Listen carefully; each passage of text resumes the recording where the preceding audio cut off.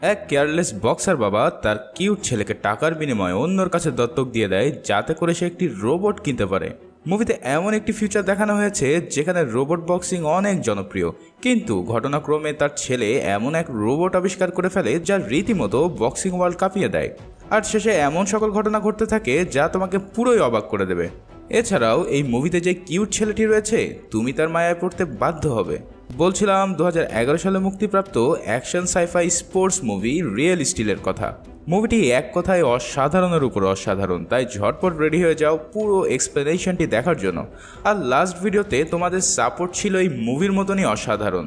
যারা ইতিমধ্যে সাবস্ক্রাইব করে ফেলেছো তাদেরকে অনেক অনেক ধন্যবাদ, আর যারা এখনও করেনি তারা এই ভিডিওটিতে একটু সাবস্ক্রিপশন করে দিও। সেই সাথে এই ভিডিওতেও 10,000 লাইকের টার্গেট তোমাদের দিয়ে দিলাম। আমি জানি তোমরা তা অনায়াসেই করে দিতে পারবে। তো আর পেঁচাল না পেরে চলো শুরু করে দেই আমাদের আজকের এক্সপ্লেনেশন। মুভির শুরুতেই আমরা চার্লির সাথে পরিচয় হই। চার্লি ছিল একজন রিটায়ার্ড বক্সার, সেই সাথে সে একজন কেয়ারলেস বাবাও ছিল। সে প্রচুর ধার দেনার সাগরে ডুবে গিয়েছিল, কারণ সে পুরো সময়টাই রোবট বক্সিংয়ে বাজি ধরে সময় পার করে দিত। যেমন পাওনাদার সোলাইমান সুকুন যদি তাকে ফোন দিয়ে টাকা চাইতো, সে বলতো, হিরো আলম ভাই আমি দ্রুতই টাকাটা দিয়ে দেবো। মানে কার কার কাছ থেকে টাকাটা নিয়েছে সেটাই তার এখন আর মনে নেই। কিন্তু এভাবে তো আর বেশি দিন চলতে পারে না, তাই তাকে যেভাবেই হোক টাকা ইনকাম করতে হবে। ফলে সে একটি জঘন্য বুদ্ধি করে যে তার রোবটকে মডেল বানিয়ে বাচ্চাদের সাথে তুলে তার বিনিময়ে $5 করে নেবে। বাচ্চারাও কম চালাক না, তারা $1 দিতে চায় না এই ভাঙাচোরা রোবটের সাথে ছবি তোলার জন্য। এরপর মুভির সিন চলে যায় একটি বুল ফাইটিং এর আস্তানায়। সেখানে চার্লিকে দেখা যায় রিকি নামে একটি লোকের সাথে বাজি ধরছে। রিকি বলে, যদি তোমার রোবট আমার বেস্ট শারের সাথে ফাইট করে জিততে পারে তাহলে আমি তোমাকে $20,000 দেবো। এমন লোভনীয় অফার শুনে চার্লি সাথে সাথে রাজি হয়ে যায় ফাইটের জন্য। বুল ভার্সেস রোবটের ফাইট শুরু হয়। প্রথমেই চার্লির রোবট বুলটিকে তুলে আছাড় মারে আর বিশাল এক আপার কাট দিয়ে ভূপাতিত করে দেয়। এত সহজেই জিতে যাচ্ছে দেখে চার্লির মন চলে যায় অন্য একটি মেয়ের দিকে, যে কিনা খেলা খুব উপভোগ করছিল। আর ঠিক তখনই সেই বুলটি অগোচরে ঘুরে এসে সজোরে আঘাত করে চার্লির রোবটের পায়ে, আর সেটা ভেঙে নিজের শিঙে করে নিয়ে চলে যায়। এরপর চার্লি মারাত্মক লেভেলের চেষ্টা করতে থাকে বাছাড়াই রোবটটি দিয়ে ফাইটে জেতার জন্য। কিন্তু মশা দিয়ে কি আর হাতি মারা যায়? কিছুক্ষণের মধ্যেই সেই রোবটটি একটি লক্কর লোহার স্তূপে পরিণত হয়। বাজিতে হেরে গেছে দেখে চার্লি তখনই সেখান থেকে ফুরুত হয়ে যাওয়ার চেষ্টা করে। তখন দুজন লোক তার পিছে দৌড়াতে থাকে, আর চার্লি মনে করে এরা হয়তো টাকার জন্য এখানে এসেছে। কথা বলার আগেই সে একটি ঘুষি বসিয়ে দেয় একটা লোকের মুখে, আর তখন সে জানতে পারে এই লোকগুলো আসলে টাকা চাওয়ার জন্য আসেনি, বরং তাকে জানাতে এসেছে তার স্ত্রী মারা গেছে। সেই সাথে তার ছেলে কোর্টে রয়েছে, কারণ তার খালা তাকে দত্তক নিতে চায়। ঠিকই তো আছে, এমন বাপ যে কিনা স্ত্রী মারার খবর পর্যন্ত জানে না, তার কাছে ছেলে রাখা মোটেও সুবিধার নয়। এই কথা শুনে চার্লি কোর্টে যায় তার ছেলেকে অ্যাডাপশন দেওয়ার জন্য। সেখানে গিয়ে সে বুঝতে পারে তার ভাইরা ভাই অত্যাধিক লেভেলের ধনী, আর তখনই সে তার কাছ থেকে টাকা খাওয়ার ধান্দা করে। তার ভাইরা ভাইকে বুঝিয়ে বলে, ভাই তুমি আমার ছেলেকে নিতে পারবা যদি আমাকে $1,00,000 দাও। বড়লোক ভাইরা ভাইয়ের আর কোনো ছেলেপেলে না থাকার কারণে সে সাথে সাথেই টাকা দিতে রাজি হয়ে যায়। এরপর চার্লি চলে আসে তার গার্লফ্রেন্ড বেইলির আস্তানায়। সেখানে দেখা যায় চার্লি তার ভাঙা রোবটটি তাকে দিয়েছে ঠিক করার জন্য। বেইলি আসলে রোবটের মেকানিক ছিল, আর চার্লি যতবারই এরকম ভাঙা রোবট নিয়ে আসে ততবারই সে ঠিক করে দেয়। এছাড়াও চার্লি তার কাছ থেকে মেলার টাকা ধার নিয়েছিল, আর এইসব বিষয় নিয়ে বেইলি অনেক ফ্রাস্ট্রেটেড। কিছুক্ষণের মধ্যেই তার ভাইরা ভাই তার ছেলেকে নিয়ে সেখানে উপস্থিত হয়, আর তাকে পাওনা $50,000 অ্যাডভান্স দিয়ে দেয়। সেই সাথে তার ছেলেকে রেখে যায় সামারের আগ পর্যন্ত তার সাথে থাকার জন্য। এখানে আমরা সেই কিউট ছেলেটির সাথে পরিচিত হই যার নাম ম্যাক্স। ছেলে তার বাবার এমন ন্যাক্কারজনক ঘটনার প্রতিবাদ জানিয়ে বলে, মাত্র কয়েক $1,000 জন্য তুমি আমাকে বিক্রি করে দিলে। চার্লি বলে, বাপুরে তোমাকে পোষার মতন সময় এবং অর্থ আমার কাছে নেই। তোমার খালাখালু অনেক রিচ, তাই তাদের কাছে থাকলে তুমি অনেক সুন্দর জীবনযাপন করতে পারবে। এরপর ম্যাক্সকে নিয়ে চার্লি তার ডেরায় প্রবেশ করে, আর সেখানে গিয়ে সেই বক্সটি খুলতে দেখতে পাওয়া যায় একটি জাপানি রোবটকে যার নাম নয়জি বয়। ছেলেকে বিক্রি করে এই রোবটটি তার বাবা কিনেছিল। তার ছেলে ম্যাক্সের আবার এইসব রোবটের প্রতি অনেক ফ্যাসিনেশন। সেই রোবটটি দেখে অনেক খুশি হয়ে যায়, আর চার্লি তখন রোবটটিকে ভয়েস কমান্ড দিয়ে টেস্ট করতে থাকে। কিন্তু রোবটটি রোবটের মতোই ঠায় দাঁড়িয়ে থাকে। এটা দেখে চার্লি অনেক রাগারাগি করতে থাকে যে তাকে ভুলভাল জিনিস দিয়ে দিয়েছে। তখন তার কাছ থেকে ভয়েস কন্ট্রোলটি ম্যাক্স নিয়ে একটি জাপানিজ ভাষায় কমান্ড দেয়, আর ঠিক তখনই রোবটটি ঘুষাঘুষি শুরু করে দেয়। এটা দেখে তো তার বাপ পুরোই অবাক, আরে ছেলে তো জিনিয়াস, এসব জাপানিজ ভাষা সে শিখলো কিভাবে? ম্যাক্স তখন জানায় আমি জাপানিজ গেম খেলতে খেলতে এইসব ভাষাগুলো শিখে ফেলেছি। তখন তারা বুঝতে পারে এই রোবটটির ডিফল্ট ল্যাঙ্গুয়েজ ছিল জাপানিজ, তাই বেইলি রোবটটির ডিফল্ট সেটিংস ইংলিশ করে দেয় আর তখন রোবটটি ইংলিশ কমান্ড ফলো করতে থাকে। চার্লি তখন রোবটটিকে নিয়ে দ্রুতই ফাইট করার জন্য বেরিয়ে পড়ে, কিন্তু তার ছেলে বলে আমাকে না নিয়ে গেলে গাড়ির চাবি আমি নালায় ফেলে দেবো। চার্লি তো কোনোভাবেই তাকে নিতে চায় না, কিন্তু আর কোনো উপায় না পেয়ে ছেলের ব্ল্যাকমেলের কাছে তাকে পরাজিত হয়ে যেতে হয়। এরপর তারা সেই নয়জি বয়কে নিয়ে একটি ফাইট ক্লাবে প্রবেশ করে আর সেখানে চার্লি তাকে বলে আমরা এখানকার চ্যাম্পিয়নের সাথে ফাইট করতে চাই। তখন ম্যাক্স জানায় আরে তুমি আগেই কেন চ্যাম্পিয়নের সাথে ফাইট করবে, আগে তুমি আন্ডার কার্ডে যারা রয়েছে তাদের সাথে ফাইট করো, এতে করে তোমার জেতার সম্ভাবনা অনেক বেশি থাকবে, হোক না অল্প আয়, কিন্তু সেটা নিশ্চিত হবে। ছেলের কথা বাপের কানে যায় না, কারণ এসব $100-200 তার কিছুই হবে না। তাই সে সিদ্ধান্ত নিয়ে ফেলে চ্যাম্পিয়নের সাথে ফাইট করে $20,000 জিতবে। অবশেষে এই ফাইট ক্লাবের চ্যাম্পিয়ন মাইডিসের সাথে তাদের ফাইট শুরু হয়ে যায়। প্রথম দিকে চার্লির রোবট মাইডিসকে বেদম মারতে থাকে, সবকিছু ঠিকঠাক মতোই চলছিল, কিন্তু চার্লির ওভার কনফিডেন্টের কারণে কিছুক্ষণ পর থেকেই তার রোবট পাল্টা মার খাওয়া শুরু করে। চার্লি রোবটটিকে কন্ট্রোল করতে চায়, কিন্তু সে তো এখনো পর্যন্ত জানেই না যে কোন বাটনে টিপ দিলে রোবটটি কোন ফাইট মোডটি অ্যাক্টিভ হবে। পরে মাইডিস তাকে এমন ধোলাই দেয় যে পুরো একটি হাত ভেঙে ফেলে আর সেখান থেকে প্রাণ ম্যাঙ্গো জুস বের করে দেয়।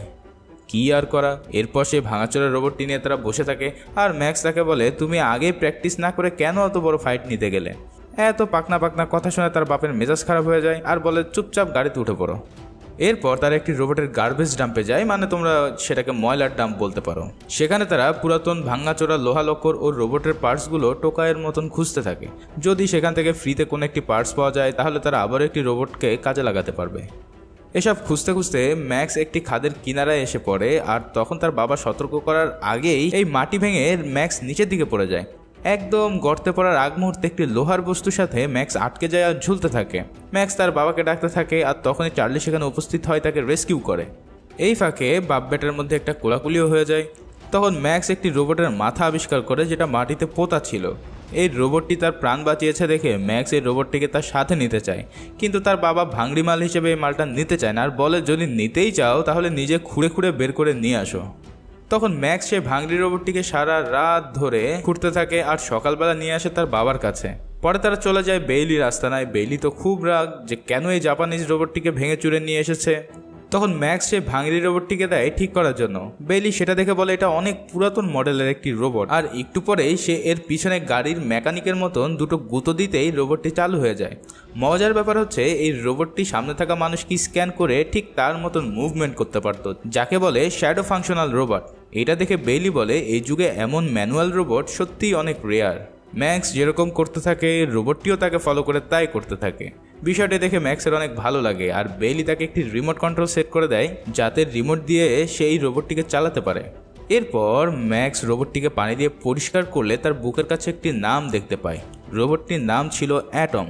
ধোয়া মোছা শেষ করে রোবটটিকে নিয়ে হাজির হয়ে যায় তার বাবার সামনে আর বলে এই রোবটটি দিয়ে আমি এখন ফাইট করতে চাই। চার্লি বলে রোবটটি 2014 সালের সেকেন্ড জেনারেশনের রোবট, আর এই জেনারেশনের রোবটের কাছে সে 1 মিনিটও দাঁড়াতে পারবে না।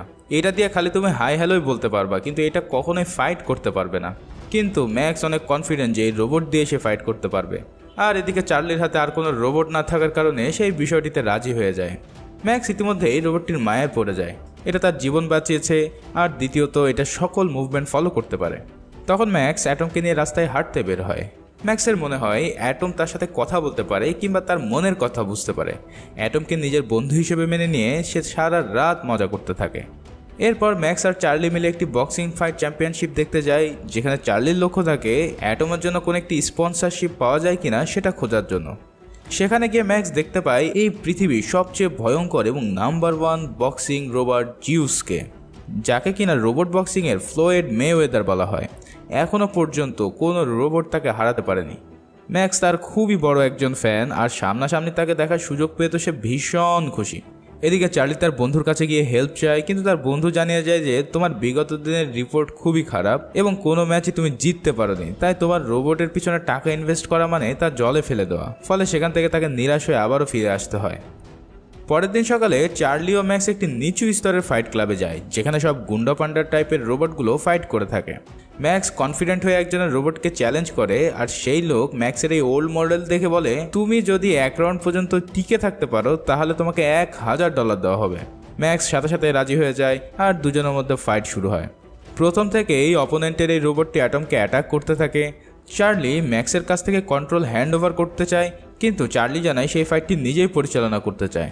এক পর্যায়ে প্রতিপক্ষ রোবটটি অ্যাটমকে এমন এক পাঞ্চ মারে তাতে অ্যাটম মাটিতে পড়ে বন্ধ হয়ে যায়। প্রথম রাউন্ড শেষ হতে আর মাত্র 30 সেকেন্ড বাকি ছিল। ঠিক তখনই বাংলা সিনেমার মতো ম্যাক্স তার কানের কাছে গিয়ে কিছু একটা বলতেই অ্যাটম জেগে যায় আর প্রথম রাউন্ডেই তারা সার্ভাইভ করে ফেলে। এরপরে তারা $1000 জিতে যায়, কিন্তু প্রতিপক্ষ রেগে গিয়ে বলে, তুমি যদি পুরো ম্যাচ আমার রোবটকে হারাতে পারো তাহলে আমি তোমাকে ডাবল টাকা দেবো। এটা শোনার সাথে সাথেই ম্যাক্স রাজি হয়ে যায় আর এবার সে তার বাবা চার্লির কথা শুনে ফাইট টেকনিক পাল্টে ফেলে। এর ফলে অ্যাটম এবার একটি সুপার আপারকাটের মাধ্যমে প্রতিপক্ষ রোবটটিকে নক আউট করে দেয় আর সেই ফাইট ম্যাচটি তারা জিতে যায়। এরপর সেখান থেকে একজন লোক চার্লিকে অফার করে আরও একটি ফাইটের জন্য, যেখানে যদি সে জিততে পারে তাহলে সে $4000 পেয়ে যাবে। চার্লি অফার পেয়েই রাজি হয়ে যায়। সেই রাতে ম্যাক্স কাটিয়ে দেয় তার রোবটটিকে আপগ্রেড করার জন্য। সকালে আমরা দেখতে পাই ম্যাক্স তার রোবটের সাথে ড্যান্স করছে আর তার ড্যান্স মুভগুলো তার বাবা চার্লি ফলো করছে।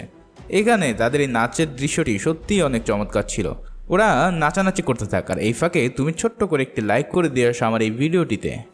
এরপর চার্লি ম্যাক্সকে বলে, যখন ফাইট শুরু হবে তখন তোমার এই ড্যান্স টেকনিক সিগনেচার ব্র্যান্ড হতে পারে, তাই তোমাকে এটা অবশ্যই পরের ম্যাচ থেকে করতে হবে। এবার ম্যাক্স জানায় সে নয়েজি বয়ের যেই ভয়েস কন্ট্রোলটি ছিল সেটা অ্যাটমের ভিতরে সেট করে ফেলেছে, তার ফলে এখন থেকে অ্যাটমকেও ভয়েস কন্ট্রোল দিয়ে পরিচালনা করা যাবে। চার্লি তো এটা দেখে খুবই ইমপ্রেস হয়ে যায় আর বলে, এ তো বাচ্চা না, পুরাই আগুন। এই সব কিছু মিলে চার্লি অনেক মোটিভ হয়ে যায় আর পরের দিন সকালেই সেই রোবট অ্যাটমের সাথে তার পুরানো বক্সিং ফাইট প্র্যাকটিস করতে থাকে। এরপর সে ফাইটের দিন চলে আসে আর ম্যাক্সকে দেখা যায় সে ফাইট শুরু করছে তার সিগনেচার ড্যান্স উইথ অ্যাটমের সাথে। এটা সবাই অনেক এনজয় করে আর সেই ফাইটটি খুবই ইজিভাবে অ্যাটম জিতে যায়। এরপর থেকে তারা আরও অনেক ফাইট করতে থাকে এবং একের পর এক ফাইট জিতে অ্যাটম হয়ে পড়ে পুরোই আনবিটেবল। সেই সাথে ম্যাক্স ও চার্লির পকেটে প্রচুর ডলার ঢুকতে শুরু করে। এদিকে তার এই জয়ের খবরগুলো দ্রুতই সারা দেশে ছড়িয়ে পড়ে আর মিডিয়া তাদেরকে নিয়ে অনেক হাইপ করতে থাকে।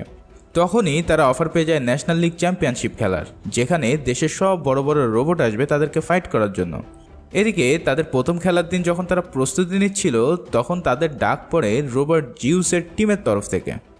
তারা দুজনই বেশ অবাক হয়ে তাদের সাথে দেখা করতে যায়। সেখানে আমরা পরিচিত হই লিমকোভা নামে একটি মেয়ের সাথে, যে কিনা জিউস রোবটের ম্যানেজার ছিল। সে সরাসরি চার্লিকে অফার দিয়ে বসে অ্যাটমকে কেনার জন্য, যার বিনিময়ে সে $2 লাখ দিতে রাজি। এমন লোভনীয় অফার পেয়ে চার্লি তো এক বাক্যে রাজি হয়ে যায়, কিন্তু ম্যাক্স বলে অ্যাটম নট ফর সেল। সরাসরি রিজেক্ট করে দেওয়ার কারণে লিমকোভা অনেক অপমানিত হয়ে যায় আর রাগে গড় করতে থাকে। চার্লি ম্যাক্সকে অনেকভাবে বোঝানোর চেষ্টা করে আর বলে, বাপুরে এমন লোভনীয় অফার আমরা আর পাবো না, আর এই রোবটের চাইতেও আমরা ভালো ভালো রোবট কিনতে পারবো। কিন্তু ম্যাক্সের ওই একই কথা, my robot is not for sale. এদিকে কিছুক্ষণের মধ্যেই তাদের প্রথম ফাইটটি শুরু হয়ে যায় আর সেখানে আমরা দেখতে পাই এক ভয়ঙ্কর রোবটকে যার 2টা মাথা ছিল। এছাড়াও এই লিগে যে সকল রোবট ফাইট করে তারা সবাই অটোমেটেড অ্যালগোরিদমের মাধ্যমে ফাইট করে থাকে। এক কথায় এখানে ম্যানুয়াল রোবটের কোনো অস্তিত্বই নেই। সেখানে সেকেন্ড জেনারেশনের অ্যাটম কি পারবে এই ফাইটটি জিততে? কঠিন লেভেলের এক নাচ গান দিয়ে অ্যাটম প্রবেশ করে আর এরপরেই এই বিগ ফাইটটি শুরু হয়ে যায়। কিন্তু তারা যা ভেবেছিল তার চেয়েও অনেক ভয়ঙ্কর ছিল এই রোবটটি। প্রথম থেকেই অ্যাটমের উপর একের পর এক অ্যাটাক করা শুরু হয় আর কোনোভাবেই তাকে কন্ট্রোল করা যাচ্ছিল না। তাদেরকে যারা কন্ট্রোল করছিল তাদের চেহারাটা একবার দেখে মনে হচ্ছে যে ধোলাইখালের কোনো একটি রোবট এসেছে হাইটেক রোবটের সাথে পাঙ্গা নিতে। ম্যাক্স চিৎকার করে বলতে থাকে, চার্লি কিছু একটা করো। চার্লি তখন এই রোবটের একটি উইক পয়েন্ট খুঁজে পায় যেটা তার হাতের মধ্যে ছিল। সে তখন টাইম ক্যালকুলেশন করে নেয় আর ফাইট ব্যাক শুরু করে। চার্লির টার্গেট ছিল ওই রোবটের একদম মেন সার্কিট বোর্ডের দিকে, তাই সে বারবার তার বুকে পাঞ্চ করতে থাকে। ফলে রোবটটির সিস্টেম দ্রুতই ক্র্যাশ হওয়া শুরু হয় আর এই সুযোগে চার্লি তাকে একটি রাইট হ্যান্ড আপার কাট দিয়ে রোবটটিকে পুরোই ডিস্ট্রয় করে ফেলে। অবশেষে এক দুর্দান্ত ফাইটের পর অ্যাটমকে বিজয়ী হিসেবে ঘোষণা করা হয়। তখন উপস্থাপকদের কাছ থেকে ম্যাক্স তার মাইকটি কেড়ে নিয়ে দর্শকদের উদ্দেশ্যে কথা বলতে শুরু করে। সে দর্শকদের জানিয়ে দেয় জিউসের টিম অ্যাটমকে কিনতে চেয়েছিল আর সে এবার জিউসকে সরাসরি চ্যালেঞ্জ করে বসে নেক্সট ফাইটের জন্য। বলে কি এই পুচকু, কোথায় হাতের পুল আর কোথায় লিভারপুল? এটা শুনে জিউসের টিম পুরাই ভ্যাপাচেকা খেয়ে যায়। এরপর তারা তাদের ভিক্টরি সেলিব্রেট করতে থাকে, কিন্তু তাদের এই সেলিব্রেশন বেশিক্ষণ স্থায়ী হয় না। তার সেই পুরাতন পাওনাদার রিকি সেখানে চলে আসে এবং চার্লির কাছ থেকে জোরপূর্বক মারধর করে সব টাকা ছিনিয়ে নিয়ে যায়। এই ঘটনার পর চার্লি ভাবে যে তার এই ধরনের অনিয়ন্ত্রিত জীবন তার ছেলের জন্য হুমকির কারণ হতে পারে, তাই সে ম্যাক্সকে তার খালার কাছে পাঠিয়ে দিতে চায়।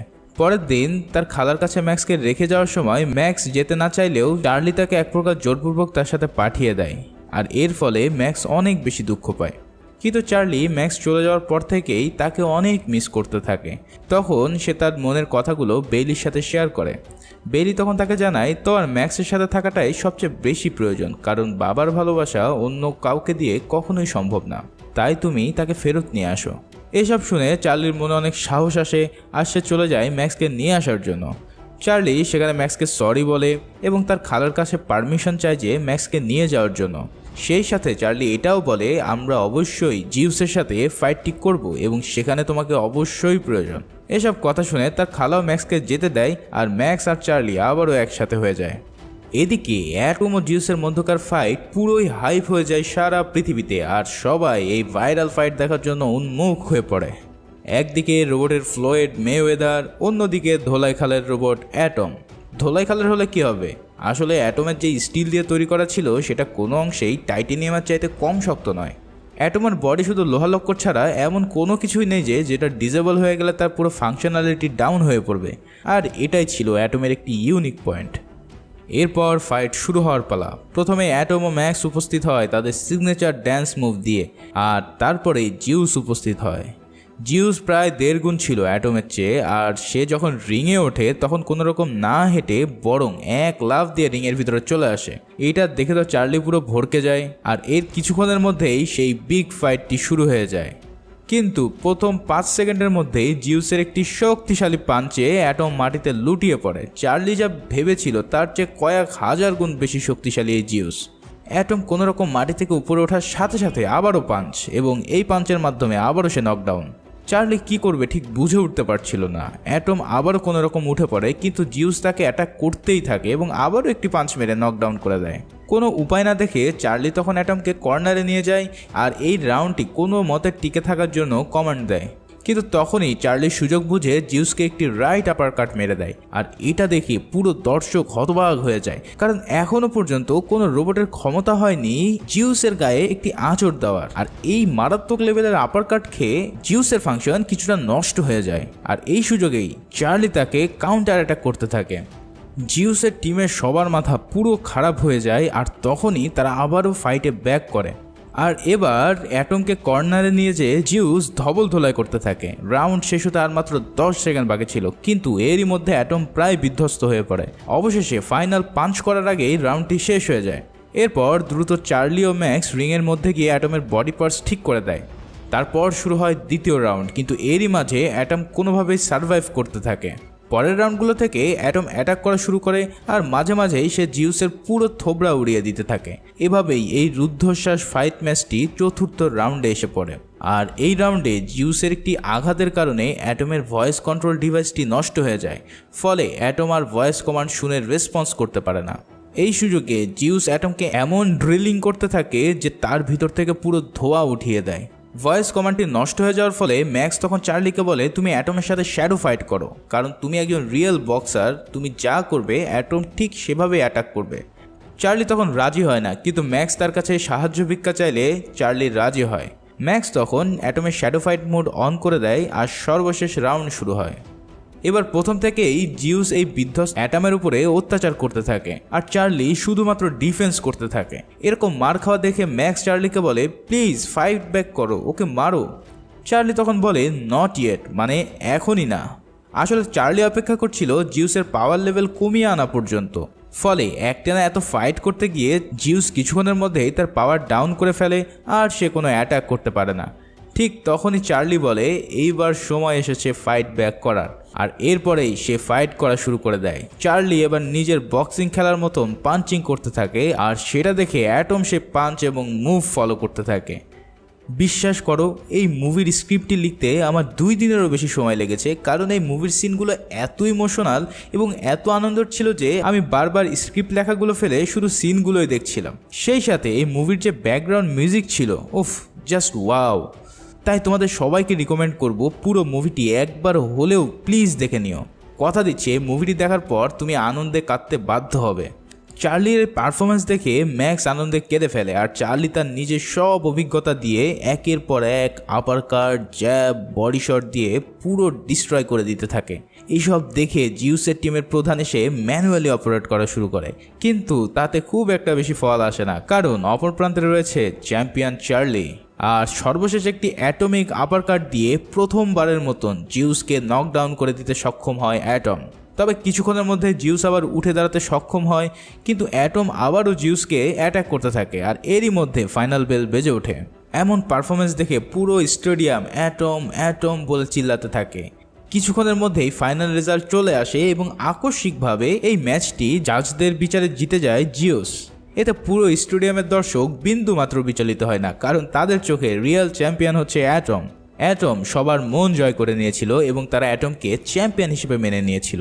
আর এই সুন্দর একটি মুহূর্ত দিয়ে মুভিটি এখানেই শেষ হয়। তো বন্ধুরা, আশা করি তোমাদের এই মুভি এক্সপ্লেনেশনটি অনেক ভালো লেগেছে, আর আরও ভালো লাগবে যদি তোমরা এই পুরো মুভিটি একবার দেখে থাকো। তাই আমার হাইলি রিকমেন্ডেশন রইল মুভিটি একবার হলেও দেখো। আর এই এক্সপ্লেন ভিডিওটি যদি তোমার ভালো লেগে থাকে, একটি লাইক ও একটি সাবস্ক্রিপশন করার কথা ভুলো না কিন্তু। পরবর্তী ভিডিওতে আবার দেখা হচ্ছে, সে পর্যন্ত সবাই ভালো থাকো, সুস্থ থাকো, ধন্যবাদ।